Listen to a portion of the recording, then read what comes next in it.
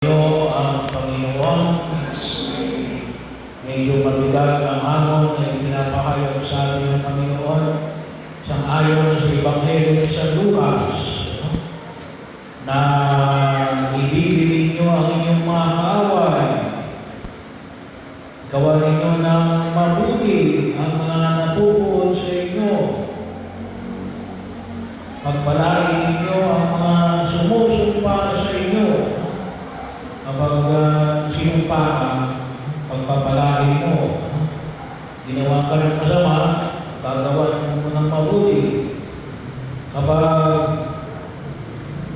idalangin ninyo ang mga umaamin sa inyo, pinupuli kayo, minamata kayo, ay ipagdarasal ninyo. Kapag sinampala sa isang pisngi, kalimitan ang nangyayari sa palang. Kaya ang sabi dito ay iharap mo ang kabila. Kapag ginagawa ang iyong panapal, alam niyo, sa panahon ni Jesus, medyo mabigat ito. Ibigay mo pati ang iyong baro. Kalimitan ng panahon ni Jesus kasi ay balabal ang baro. Hindi mo katulad na yun. No? Marami mo kalbukan. So, kuminsan ay napakarami na aming damit sa ating lagayan. Pero ng panahon ni Jesus ay ito lang kalimitan. No? Kanilang balabal at baro. Ibig sabihin, kapag ibinigay mo pati yung baro, yung balabal, hindi lang, makasurvive ka sa magdamag. Pero nung panahon ni Jesus, kapag araw sa mga lugar, kasi yung Israel, may lugar na 4 season, may lugar na 2 season. Yung po'y bahagi yun, kasi medyo malapit siya sa Equator. So, bahagi yun na makita natin.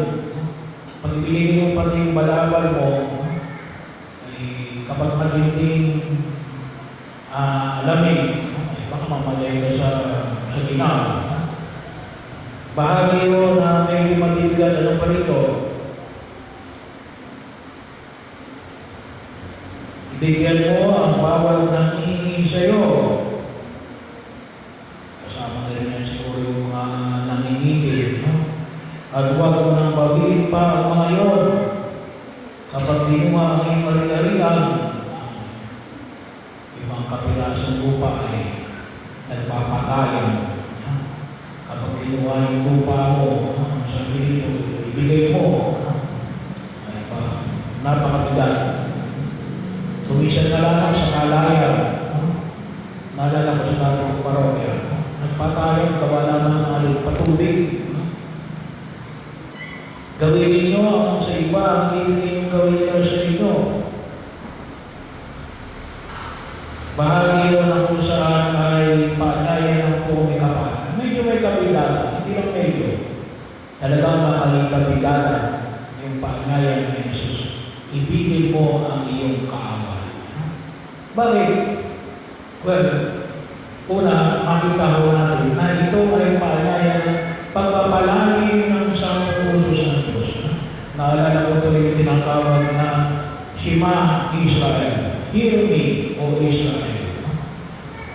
Yung mga nakikinig, mga bahagyo, pagkakaroon na kung saan napaanyaya, bagong bayan ng Diyos, tayo bagong bayan ng Diyos, ang bagong Israel, no? Na mga nakikinig sa Kanya, ang tunay na makinig sa ating natalin, pagpapalain, para saan ito? Pagpapakilala natin, ang pinakapasya ng pagkilos natin, ay hindi lamang sapagkat ginawan ka ng mabuti, kaya gagawa ka ng mabuti. No? Gagawa ka ng mabuti kahit ginawan ka ng masama. Bakit? Mabuti ka eh. Anak ka ng Diyos. Kaya gawan ka man ng mabuti o gawan ka man ng masama, gagawa ka ng mabuti. Bakit? Ikaw ay mabuti. Kapag ikaw ay mabuti at ginawan ka ng masama, at ikaw ay gumanti, ano ka? Mabuti ka o masama? Siguro sabihin natin ni Father, naganti lang ako kasi ginawa na ng masama. Pero ano ba? Mabuti ka ba o masama? Sa pagtingin, sa pagtingin ng Diyos, ano ka? Masama. Bakit? Gumawa ka ng masama eh. Kung mabuti ka, mabuti ka. Kahit gawan ka ng masama. Bakit? Mabuti ka. Hindi sapagkat ginawa ka ng masama, magkaroon ka ngayon ng dahilan na gumawa ka ng masama. Pwede mong gawin dahilan yun. Pero ibig sabihin niya hindi ka na mabuti. Bakit? Gumawa ka ng masama. Kaya sabihin mo na, gumanti lang ako. Masama yung gawa ko eh. Kaya nagiging masama ka. Yung hamon na Jesus yan, hindi. Mabuti ka. Kaya dapat, manatili kang mabuti. Kahit ginagawa ka ng masama. Mabigat. Pero yun, ang hamon na pinagdala ng mabuti kapag bakit? Mabuti ka eh. Anak ka ng Diyos. Kaya nga yung ipamaya natin, dito nakabasi, no? Ang ating mahabaging Diyos ay nagmamaganda ng loob. Bahagi ng pag-ilos. Kasi ganun yung ating Diyos. Ang ginagawa niya ay magandang loob. Pagkakataon.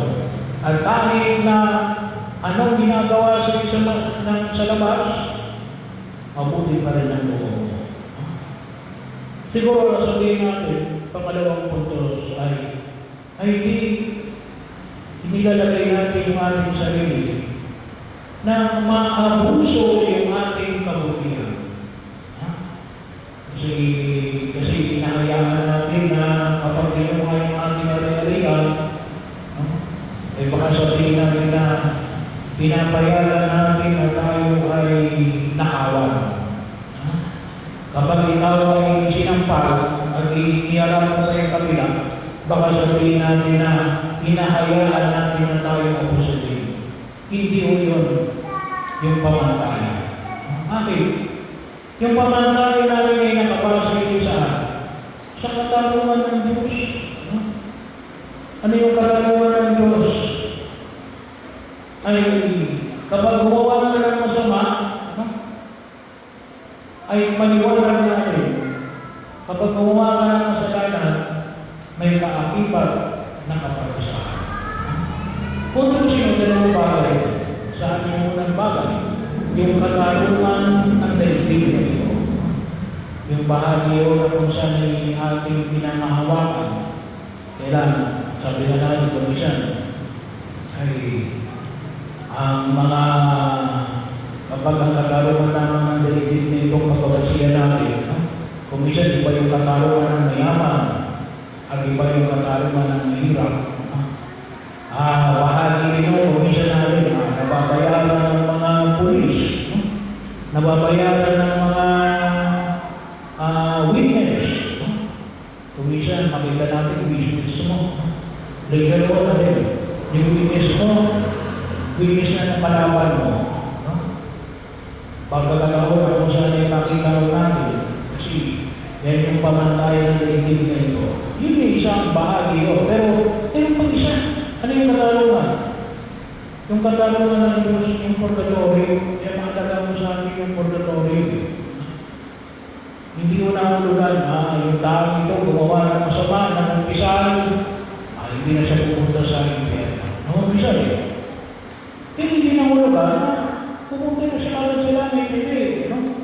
Kahit na pinalawan na siya ng pari, dadaan siya sa purgatorio. Kapag halimbawa, yung tao ito, ninakawan ka, sabi ng pari, pinapatawad kita, pero ibalik mo yung ninakaw mo. Hindi niya na ibalik nung siya na sa daigdig na ito. At sabi ng namin, kapag ibinalik mo yung ninakaw mo, Times 4, dapat mo ibalik yan. Ay hindi mo na ibalik. Namatay ka. Purgatorio. Hindi ka makakatakas diyan. Yun ang bahagi yun, kaya po tayo mayroong purgatorio. Yun ang tinatawag natin katarungan ng Diyos. Ayaw kong gamitin yung salitang karma. Kasi hindi yung Christian yan, yung salitang karma. Hindi. Purgatorio. Yan ang katarungan ng Diyos. Hindi mo, nakawala kapag ginawan ka ng masama, hindi mo siya gagawa ng masama, hindi nahulugan na walang katarungan. May katarungan. At yun ang turo ng purgatorio. Pero bakit hindi mo siya gagawa ng masama? Sapagkat hindi ka masama. Ikaw ay mabuti. At katarungan sa paggawa sa iyo ng masama ay siguradong ilalapag ng Diyos. Dito sa lupa, at kung hindi matapos dito sa lupa, ay doon sa buhay pagkatapos ng kamatayan, doon sa tinatawag natin purgatorio. So yun yung bahagi na kung saan huwag na natin kalimutan. Ay sabi na natin, mahirap. Ano ba mahirap? Kapag ang papasyan lamang natin ay ang pamantayan ng tao. Mahirap ang umibig sa kaaway. Lalo bang ibigin mo yung hindi mo kaaway, napakahirap. Hindi pa kayo kaaway. Lalo-lalo na ngayon, mag-eleksyon. Marami na namang mag-aaway. Gawa ng eleksyon. Sigurado yun. Hindi naranasan natin ng eleksyon. Maraming magkakasama ng loob yan. Pero paano yun? Paano natin magagawa yun? Gawa ng Jesus. Tanging lang ang gawa ng Jesus. Kapag wala sa Jesus, talagang mahirap. Hindi natin magagawa ang ibigin ng kaaway. Pero kung naroon sa Jesus at tayo nagtitiwala na hindi tayo mamayaran na Jesus, magagawa natin yun kasi yun ang bigay na ibigay ng Diyos sa atin. At yun yung halimbawa na pinakita na Jesus. At yun ang natin ipagpamanin sa buong kapatid natin. Kasi tayo mga anak ng Diyos. Doon namin may papakita na tayo tunay ng mga anak ng Diyos. Gumagawa tayo ng mabuti. Kahit nagawa tayo ng masama. Kahit nagawa tayo ng mabuti. Tayo gagawa ng mabuti. Bakit? Tayo ay mga anak ng Diyos. Kapatid ng ating Panginoon sa Kristo. At yun, kaya natin magawa yun, gawa ng kapangyarihan ng Espiritu Santo. Doon lang natin magagawa yun. Hindi yan magagawa sa kapangyarihan ng tao. Hindi natin magagawa talaga. May Diyos na. Bakit? May nakagagawa ka ng mabuti kahit ginagawa ka ng masama.